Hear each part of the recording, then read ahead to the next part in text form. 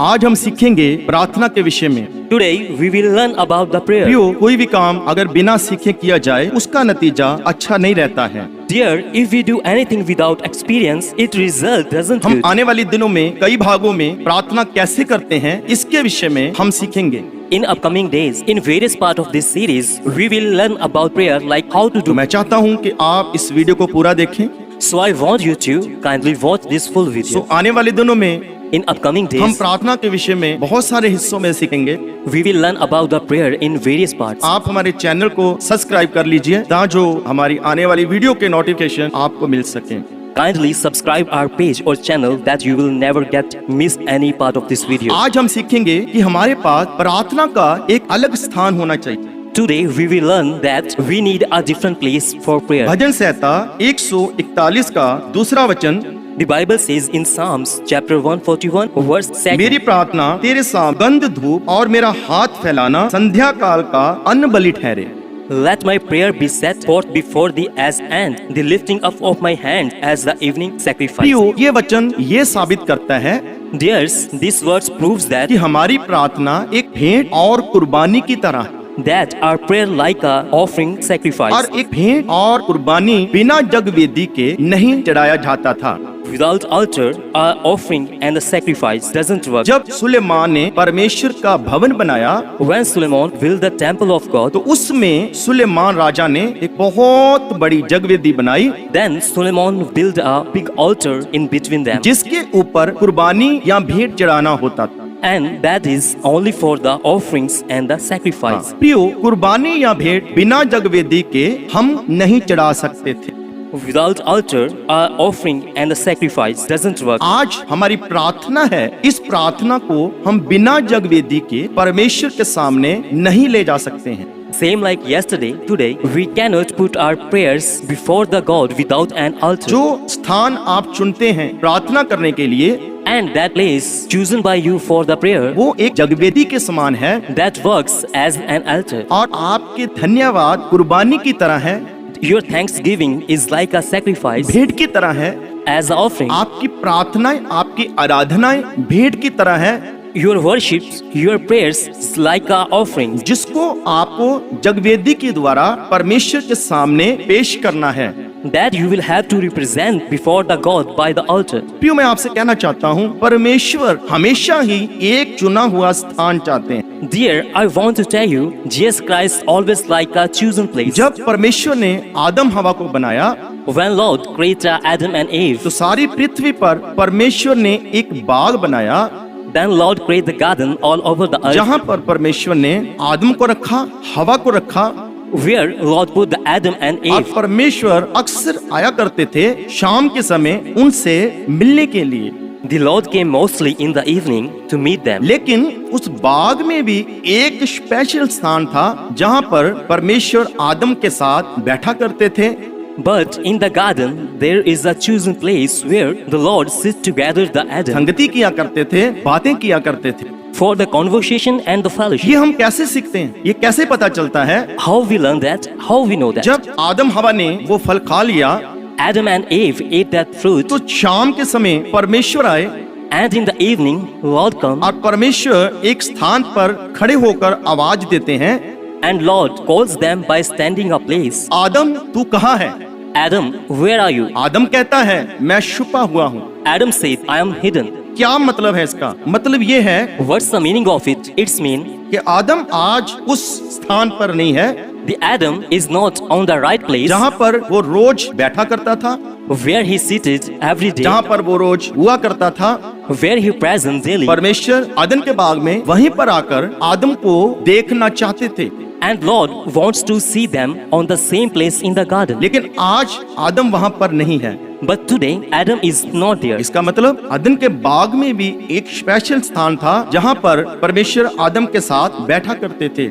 It means there was a chosen place in the garden of Adam where the Lord seated with तो them. जो आपका प्रार्थना का स्थान है वो एक चुना हुआ स्थान होना चाहिए And your place should be a chosen place for the prayer, जहाँ पर परमेश्वर को पता हो where the Lord knows, कि मेरा बेटा, मेरी बेटी, मेरे दास and my son, my daughters, and my servants, इस स्थान पर बैठकर प्रार्थना करते हैं does prayer at this place. और परमेश्वर उसी स्थान पर रोज आपको ढूंढेगा।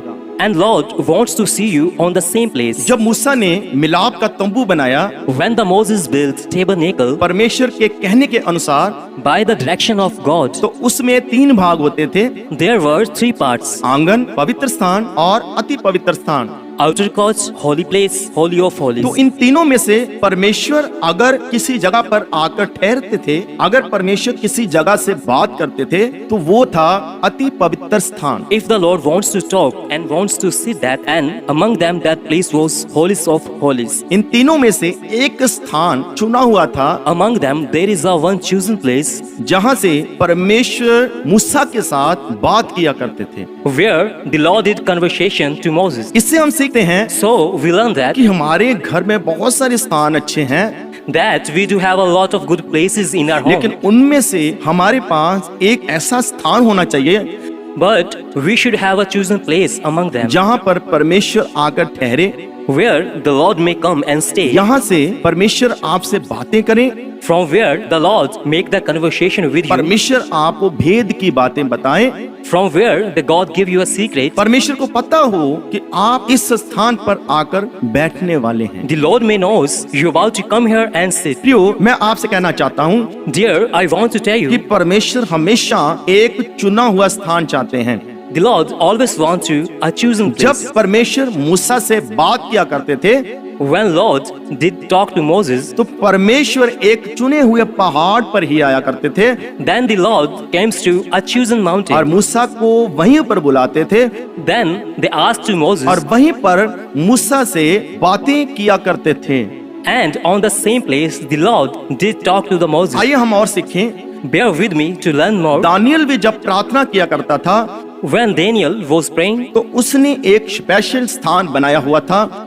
Daniel has a different and a chosen place. वो एक चुबारे में जाकर बैठता है, He is seated in attic, जिसकी खिड़की यरूशलेम की तरफ खुलती है, and the window of the attic opened towards the Jerusalem. और वो रोज उस खिड़की को खोलता है And he opened the window every day. और वहां पर बैठकर प्रार्थना करता है। He is seated and prayer.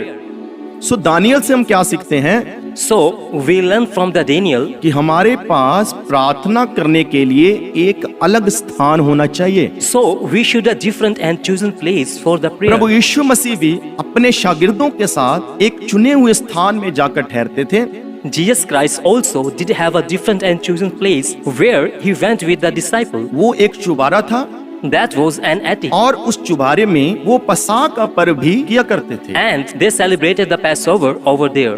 प्रभु यीशु मसीह जी उठने के बाद After the resurrection of Jesus, तो शागिर्दों को ये आज्ञा दी and he commanded to his disciple, कि जब तक शक्ति हासिल ना कर लो, until you didn't receive the power, तब तक यरूशलेम में ठहरे रहना। till you have to stay in the Jerusalem. उन्होंने क्या किया, What they did, वो आए और उसी चुबारे पर they come in the same attic जहाँ वो पहले ठहरा करते थे, where they used to stay. उस चुने हुए स्थान पर प्रार्थना करना शुरू किया They started the prayer on the chosen place, और उसी जगह पर उनको पवित्र आत्मा मिला। and they got the Holy Spirit on the same place. अगर आप चाहते हैं कि परमेश्वर की सामर्थ्य को आप हासिल करें, If you want to get the power of Jesus Christ, अगर आप चाहते हैं कि परमेश्वर आपसे संगति करे, if you want Jesus to the fellowship with you, अगर आप चाहते हैं कि परमेश्वर आपसे भेद की बातें करे, if you want the Lord share His secrets with you, तो आपको एक स्थान चुनना है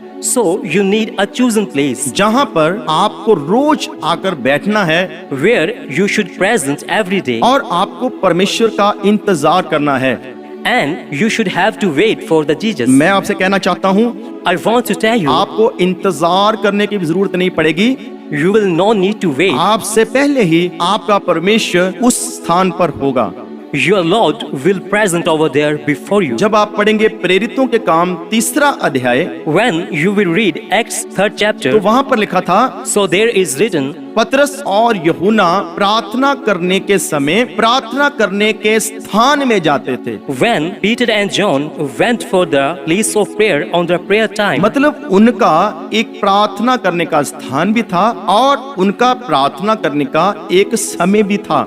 So it means they have chosen time and chosen place for the prayer. आप अपने लिए एक स्थान चुने Kindly choose a place जहां पर आप रोज बैठें where you can sit daily, और परमेश्वर उस स्थान में आपको जरूर आशीष देगा, and Lord will definitely bless you on the same place. जरूर आपसे बातें करेगा, जरूर आपसे संगति करेगा, Definitely will talk to you and fellowship with you. और आप जो भी प्रार्थना करेंगे परमेश्वर आपको उसका उत्तर देगा। And whatever you will ask in the prayer, you will definitely get the answer. तो हमने क्या सीखा कि हमारे पास प्रार्थना करने के लिए एक अलग और स्पेशल स्थान होना चाहिए। So what we learn, we just need a different and chosen place for the prayer. परमेश्वर इस वचन के द्वारा आप सबको आशीष दे। जय मसीह। Lord will bless you to all by these words of Jesus Christ. Praise the Lord.